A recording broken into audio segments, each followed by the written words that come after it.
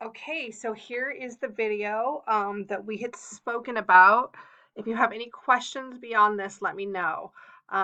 This is that Instructor Resource Center, and I've sent a link in the email for you. The username is your Gmail address, and the password is what you and I had discussed. It's in that email, but it's the password that you always use. So let me know um, if you need me to refresh that for you. But yeah, I know that's a password that you wanted. So here's your instructor account. I've already loaded the course for you right here. So again, we can integrate this into Canvas when the course gets closer, when the start date gets closer to the course.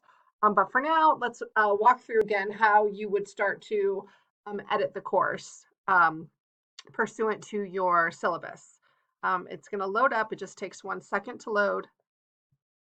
Get rid of all of this, skip my tour, and get this. Okay. So as you recall, I decided that I don't like seeing this huge activity screen here. I'm not sure if I mentioned that to you or not, but this is just an at-a-glance gradebook, which you can always see down in the progress report app right here. So to manipulate this, I'm going to go to your name here, go to course settings, and then click on dashboard, and then enable performance dashboard off. And that makes the view of the learning path a little bit more workable, in my opinion. Okay, so here we go. So now, as you recall then, we have everything separated into folders. So first we have Are You Ready for Spanish? It's just a preview for students to kind of dig into the course. And then we'll have a grammatical reading and writing, just review. So again, nothing that's really counts towards the grade there, but some review activities. Then that's when we break off into the chapters. So as we discussed, I'm going to expand a chapter, and then here are all the chapter modules. Again, I'm not going to pretend to be able to pronounce Spanish, so I will let you have at it. But at any rate, when you do open one of these drop downs here, you'll see all of the related activities. And if you recall, the activities are ready, learn it, practice it, use it, got it. And then those will be a progression of understanding. So as you can tell, these are low point values because they are just really quick exercises for students to complete. So as we edit, what we would do is, again, turn our edit tab on up here. And then this allows us to hide anything we want to hide, which gets rid of it altogether from my page and for the students. So like I mentioned, if you want to go and work through one of the chapters and decide what you like and don't like, we can help mirror the other chapters for you pursuant to whatever your instruction is. I can edit right here. And if I click my edit tab right here, it's only going to edit what I'm seeing right in this one section. So if I edit to this one activity, it's just going to pull this up here. That's where I can put my available and due date, and then any other options. For instance, if I wanted to change the point value, that can be done right there. Now, again, if I edit from this tab here, it's only going to edit whatever I'm working on right here. However, if I click on this side here, then my batch action comes up, and that's going to allow me to edit at the same time.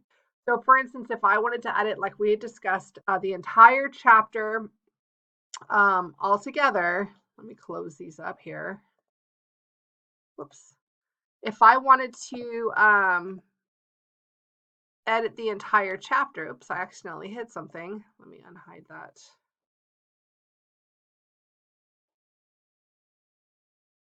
So like I was saying, if I want to work on multiple sections at the same time, I would actually click this side here, where again, now I could select everything within one chapter, go to the batch action, and edit all the dates so that everything within one section is available and closes at a certain date.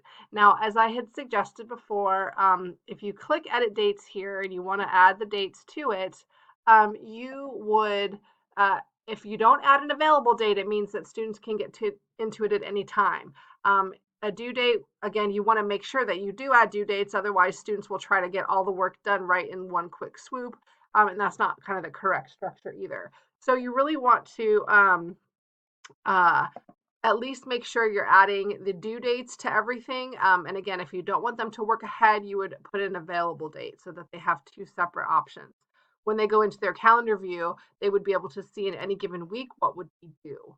So again, my edit tab's got to be on, and I'm going to go through and I'm going to edit my options here for individuals, or I can also, so for instance, if I expand the goals chapter or the goals section, if there were more than one of these activities, I could edit that at this level and it's going to do everything underneath of it. But again, if I'm clicking on the edit, it's going to edit just what is in this box here or just below the module here. So you really want to utilize this one here again because it pulls up that batch action very quickly and easily to go ahead and add a start time, add a due date, etc. Like I said, you can click into any one of these things and take them as a student, see how you like them. Again, ready, learn it, practice it. Very small. Again, if I click into the ready module, it's going to give me a small prompt. It's going to tell me what to do. I'm going to say got it, and it's going to give me a prompt here, and I'm going to try it. And again, I have unlimited chances, so until I get everything correct, it's actually not going to let me submit it because the system wants me to really absorb this and get everything correct before I move on to the next task. So unlimited chances. Again, the next one then would be the learn it, where it's going to just be a second step to the first one of what we already did. So here I'm going to have the ability to click on these prompts here and then try the exercise myself based upon what those prompts are. Again, unlimited chances because it wants me to get everything complete before I move to the next one, which is a practice mode. So again, go through it, start to see what you like and don't like. If you get into some of these exercises and you find that you're not really you don't care for some of them, go ahead and just hide them all together. And just to remind you, although there are a lot of activities, for instance, chapter 1 has 41 activities, most of them are limited to 1 minute, 2 minutes, 3 minutes, etc. So there's small chunks for students to actually absorb. So I'm going to probably leave it close to it that because I just wanted to kind of re-go over what we talked about when we met in person about how to add the activity open dates and close dates because that's going to be the most important thing to do before your students come in. So go ahead and play with it. Now you have complete, like I said, you have complete access right here. And I think we talked about you going through it. Having some experience within it, click around, see what you like, what you don't like, and then whatever questions you can derive from that, we can address in a different meeting in person on campus before the next semester. And again, I can meet with you as often as you need to between now and then. Okay, so if you have any questions, let me know. Otherwise, this will get you started. Again, the link is going to be is in your email for to cengage.com/login essentially. Your username is your email address, and your password is the one that we selected before, COYO, something like that. I think you know exactly what I'm talking about. So anyway, happy birthday, and I look forward to continuing to work with you.